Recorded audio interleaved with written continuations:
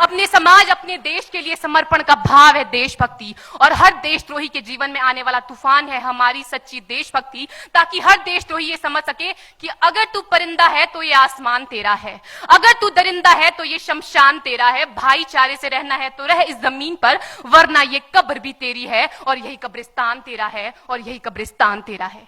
लेकिन एक देशद्रोही से ज्यादा देशभक्ति तब आहत होती है जब एक बेटा अपने बूढ़े माँ बाप को वृद्धाश्रम की चौखट पर छोड़ आता है। करा उठती है वो देशभक्ति जब मुसीबत में फंसे लोगों की जान बचाने से ज्यादा हम सेल्फी लेकर अपने लाइक बढ़ाने में लगे रहते हैं। आज के इस दौर में वो युवा जिनके ऊपर जिम्मेदारी थी अपने देश, अपने समाज, अपने राष्ट्र की आशाओं को बांधे रखने की, वही युवा अब 4x4 इंच की छोटी सी स्क्रीन पर अपनी कोमल अंगुलियों के घर्षण मात्र से अपनी भावनाओं की इमोजी भेज रहा है। 4 बोतल वोडका, काम मेरा रोज का ने भारत का भविष्य तबाह कर रखा है। हम ना एक ऐसे समाज में जीते हैं जहां लड़कों से बात करता देख जो भाई हड़काते हैं, लड़कों से बात करता देख जो भाई हड़काते हैं, वही भाई अपनी गर्लफ्रेंड के किस्से घर में हंस हंस कर सुनाते हैं। और मैं बता दूं, महिला सुरक्षा के मामले में हम आज भी चौथे नंबर पर आते हैं। हम ना एक ऐसे समाज में जीते हैं जहां पत्थर की मूरत को लगते हैं 56 भोग और भूखे नंगे तड़पते सो जाते हैं लोग, भूखे नंगे तड़पते सो जाते हैं लोग। मजदूर को मजदूर समझिए, मजबूर नहीं। गरीब को काम दीजिए, दान नहीं। और अगर दान देने के इच्छुक हैं तो जीते जी रक्तदान दीजिए और मरने के बाद अंग दान देकर किसी मरते हुए को जीवन दान दीजिए। यही सच्ची देशभक्ति और यही सच्चा राष्ट्र प्रेम है। ना सरकार मेरी है ना रब मेरा है, ना सरकार मेरी है ना रब मेरा है और ना ही ये बड़ा सा नाम मेरा है। बस इतनी सी बात का गुरूर है मुझे कि मैं भारत की हूं और ये भारत मेरा है और ये भारत मेरा है। परंतु एक वैचारिक बीमारी हमारे समाज में मुझे नजर आती है।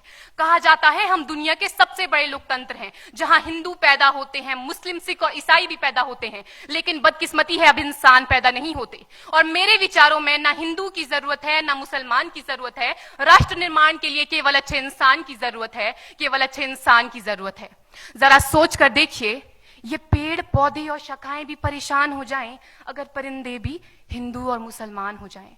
एक शैक्षणिक बीमारी भी हमारे समाज में मुझे नजर आती है और बड़े ही आश्चर्य की बात है, जिस देश ने पूरी दुनिया को तक्षशिला और नालंदा देकर के विश्वविद्यालय शिक्षा की बुनियाद रखी, आज विश्व के 100 सर्वश्रेष्ठ विश्वविद्यालयों में हमारा एक भी विश्वविद्यालय खड़ा नहीं हो पाता। जहां एक और हमारे पास IIT, IIM और NIT जैसे शिक्षण संस्थान हैं, तो वहीं दूसरी ओर इस देश के गरीबों को बेरोजगारी की जमात में खड़ा करने के लिए उनके हाथ में सर्व शिक्षा अभियान का झुंझुना पकड़ा दिया जाता है।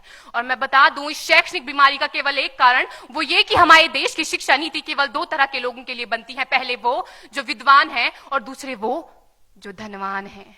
इसी तरह की कई गजब की बीमारियां हैं और इन बीमारियों की जो जड़ है ना, वो हमारा अंधविश्वास। और मेरे विचारों में जब तक इस देश का युवा अपनी सफलता के लिए मंदिरों में जा जाकर नारियल फोड़ फोड़ कर भगवान को रिश्वत लगाता रहेगा, हमारे समाज का शिक्षित वर्ग ही बिल्ली के रास्ता काटने पर खड़े हो जाना, अपने धर्म अपनी जाति को ऊंचा मानकर दूसरों के धर्म की अवहेलना करता रहेगा, तब तक ना तो इस देश से अंधविश्वास खत्म होगा और ना ही हमारा राष्ट्र निर्माण संभव होगा।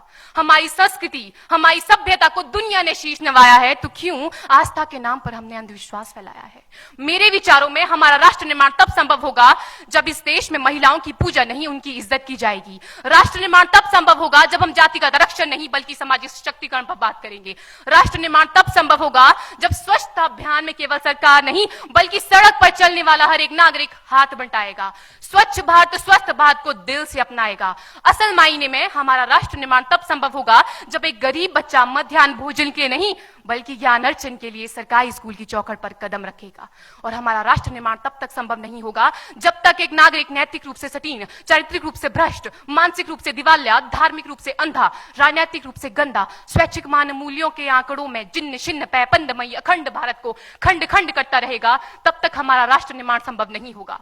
बड़ी बड़ी बातें नहीं, छोटी छोटी कोशिशें करनी होगी, क्योंकि ठोकर हमें पहाड़ से नहीं पत्थरों से लगा करती है। और मैं सैल्यूट करना चाहूंगी सरहद पर दिन रात हमारी रक्षा के लिए खड़े हर उस जवान को, इस देश की पुलिस, प्रशासन और किसान को, और इस देश के हर उस व्यक्ति को जो अपना काम पूरी ईमानदारी, पूरी मेहनत और पूरी लगन से करते हैं, जिनके बिना राष्ट्र निर्माण की कल्पना करना भी असंभव सा लगता है। और आज इस मंच पर पूरी जिम्मेदारी के साथ मैं भारत की बेटी ये कहती हूं कि हमारा राष्ट्र निर्माण तब संभव होगा जब हम सभी, मैं, आप, हम सब मिलकर प्रयास करेंगे, क्योंकि हमारे देश की जिम्मेदारी नहीं है हमें आगे ले जाने की, हमारी जिम्मेदारी है अपने देश को आगे ले जाने की, अपने राष्ट्र को आगे ले जाने की। की, अपने वतन को आगे ले जाने की।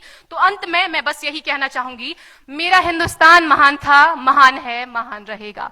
मेरा हिंदुस्तान महान था, महान है, महान रहेगा।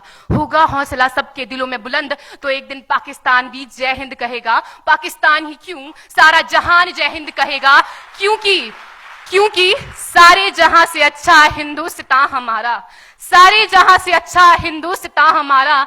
हम बुलबुलें हैं इसकी, ये गुलिस्तान हमारा, ये गुलिस्तान हमारा। जय हिंद, वंदे मातरम।